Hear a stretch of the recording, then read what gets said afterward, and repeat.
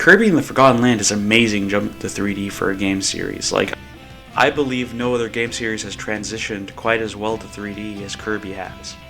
It may have took HAL over 20 years, but in my opinion, they created the most accurate jump to 3D. So one day in Dreamland, Kirby and all of the residents are relaxing. It's the start of most Kirby games. However, once Kirby jumps on his Warp Star and flies around a pond, a giant vortex gives Kirby a taste of his own medicine and sucks him up, stretching him and contorting him into different shapes before he wakes up on a beach. You discover that some strange group of enemies have kidnapped all of the Waddle Dees that have come through the vortex. Kirby finds his way to a destroyed town, which the rescuing Waddle Dees builds it up into a big town called Waddle Dee Town.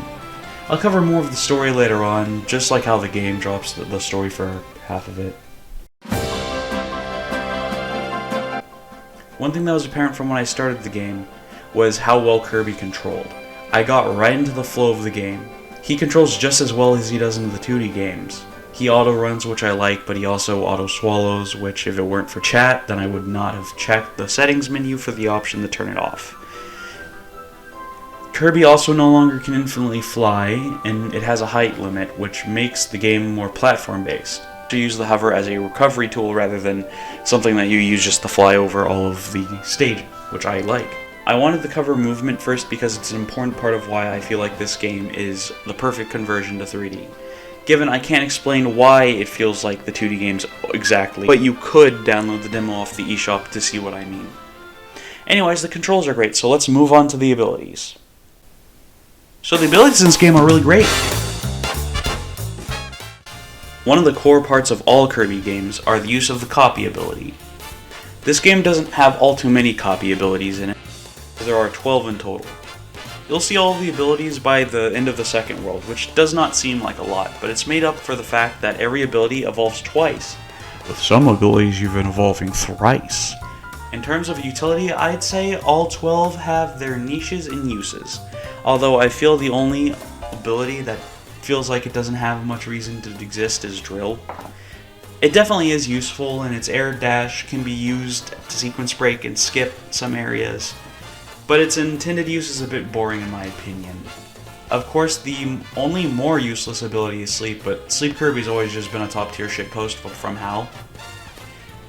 Besides Drill, I think Ice isn't as good, as you have the Stay Still to use Ice Kirby, which is not ideal to a player like me. But you can freeze a lot of bosses if you're good enough to deal huge damage to them, although it gets harder and harder the further in the game you go.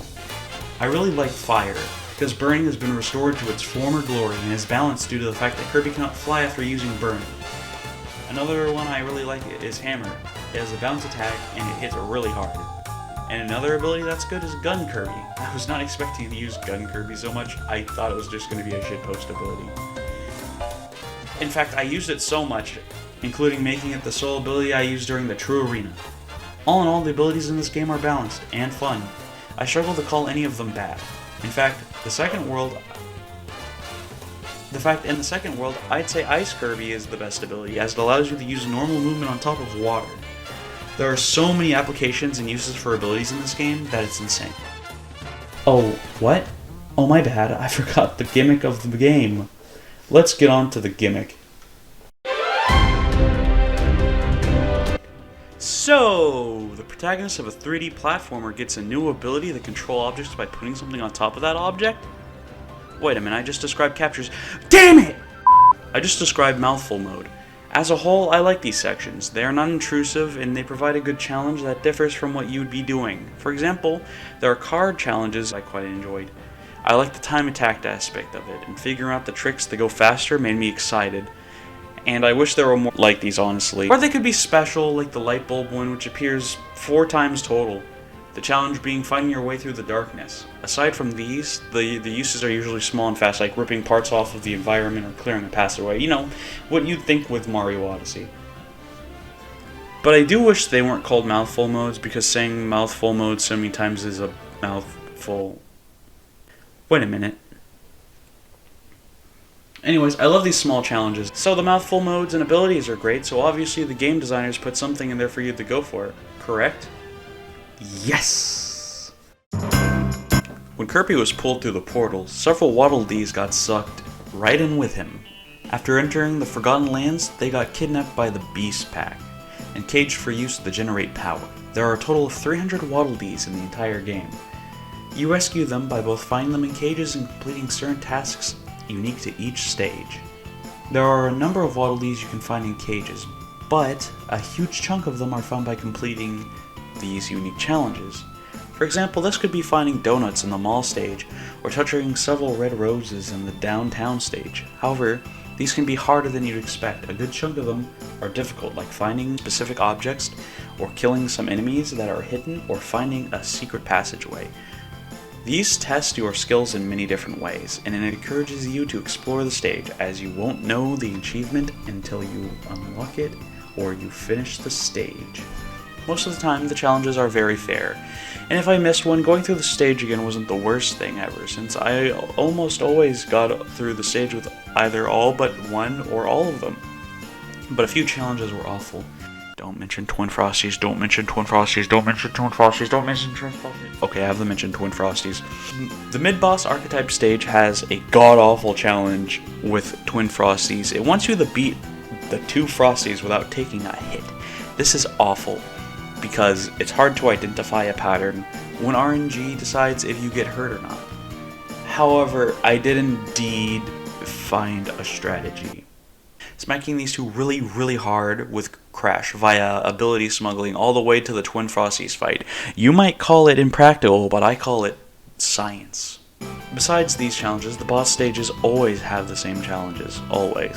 Complete a task like go underneath the boss's legs, or breaking Tropical Woods' roots, beating it within a time frame, beating it with a specific ability, or omitting the use of ability, like hovering, and finally beating it without taking a hit.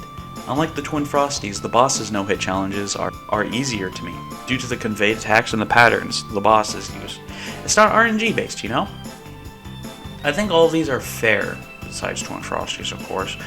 It's a lot more fun to do these than track down several random collectibles from each stage, like Triple Lux and Robot demanded we do. Let's take a break from talking about the gameplay and talking about the environmental design and music. The aesthetic in this game is really good. Each level is based around an area that makes sense given the setting, with locations like a mall, a water treatment plant, an abandoned amusement park, and a winter city. The environmental design is really wild. I think my favorite set of levels had to be the winter of the amusement park world. Just everything in these areas felt like they could exist. I like the fun set pieces in the amusement park, and the quiet peacefulness of the ice world. That first level of the ice world really made me feel something with the music, and it was the first time that the game made me stop and just take in the surroundings. The ice world had some wild levels, like an underground frozen subway system, a frozen over port, and the mid-boss tower level of this game being a bridge with a secret mini-boss path, just like an adventure. The music in this game can be wild at times. It can sound melancholy, and other times it can feel adventurous, like many of the first world's music tracks, like Through the Tunnel.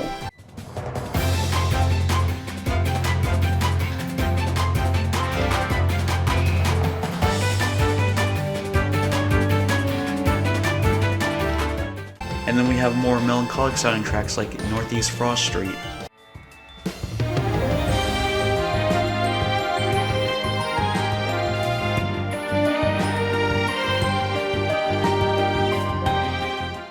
Or how exciting yet mysterious tracks like Welcome to Wonderia sound.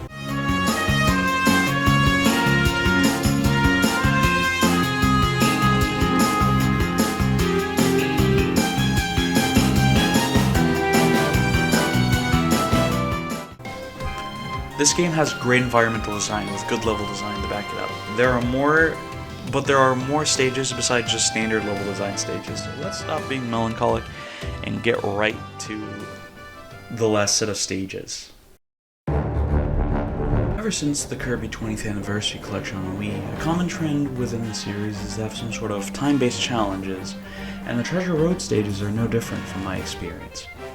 You get Star Gems here, which are used to upgrade abilities and buy figurines that you don't have.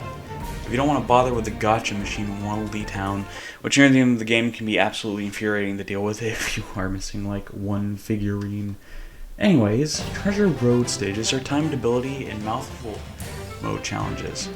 These are creative, fun challenges revolving around a specific ability or mouthful mode. Some of my favorite are the car challenge, the light bulb challenge, and the sword challenge, to name a few. I like having stuff that's challenging that you can go for. The other type of stage are the boss stages, which contain the bosses of the game. I wanted to briefly mention this due to the fact that the challenges here were the sole reasons that I were able to beat the Truant on my first try.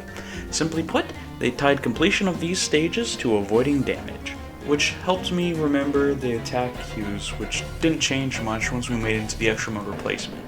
Short part, but I wanted to talk about it before we get to the final part of our review. Hey, would you look at that? Just like in the actual game, I waited a majority of the review to finish the story. Pretty cool, huh? Parallels. Anyways, Kirby comes to the calm, peaceful ice world. After making his way through the awesome boss bridge, he comes across King Dedede, who not only is possessed and looks like his Kirby 64 self, but after defeating Dedede, we see an admittedly funny gag where Dedede interrupts the victory dance, capturing Elfilum.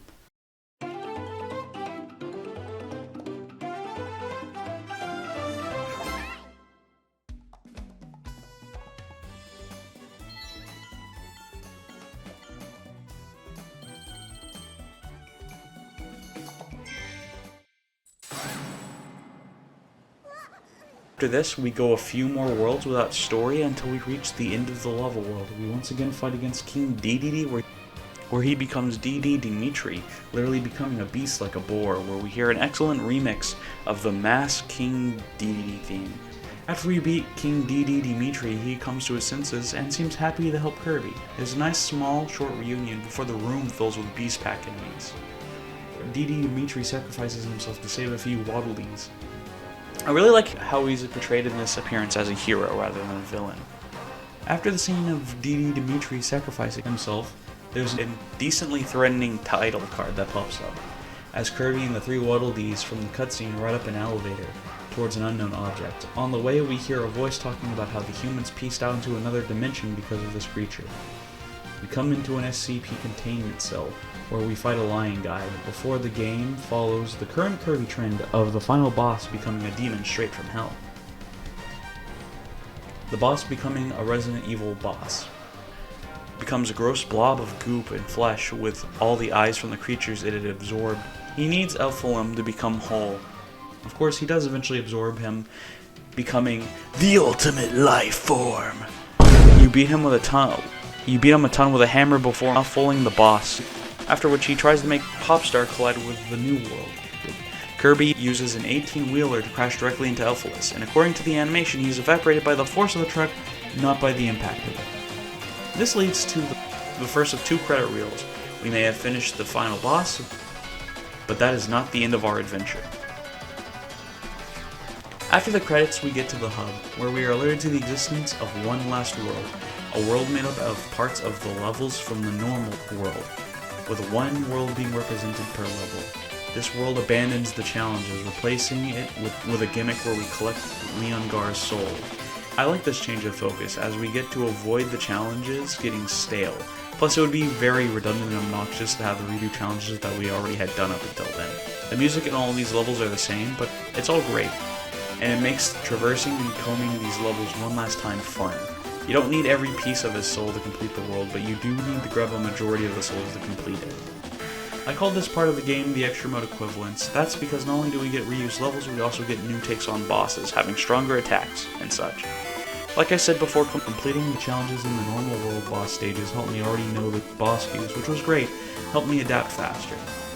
Once we get all of the soul pieces, we reach the library area where we were, and we hear a distorted, gargled version of the announcement from the elevator. Upon entering the arena, we fight Leongar one last time, before a really funny fake-out happens with the boss. I won't be spending much time on the Truant as it's much of what you would expect, but I will say the final boss of this scared me with how big some of its attacks were. After this, you beat the game a second time, and get the last credits roll. If you wanted to stop, then this would be a great place to stop. But there are more things to do for anyone that wants to do 100% for this game. From figurines to minigames to upgrading abilities, I was very, very happy that the last things I had to do were the minigame related thing. It gave me a warm, happy feeling hearing that complete version of the hub to celebrate your completion of the game. Kirby and the Forgotten Land is a perfect 2D to 3D transition in my opinion, whereas other games like Mario 64 invented new gameplay, Kirby instead opts to make gameplay the same as its main series. We probably won't see a 2D Kirby game again for a long time, and you know what? If I need my 2D Kirby fix, Superstar Ultra is right there, so I think I'll be alright with that for the time being. I hope you enjoyed this.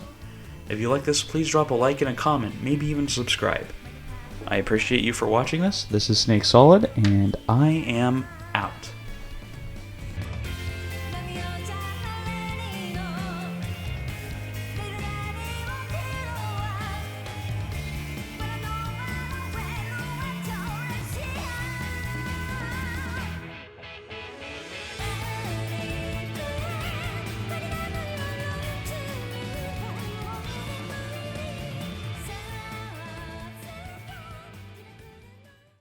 Ba bum ba da ba ba da ba bum bum bum ba da bum ba da bum ba da bum ba da ba.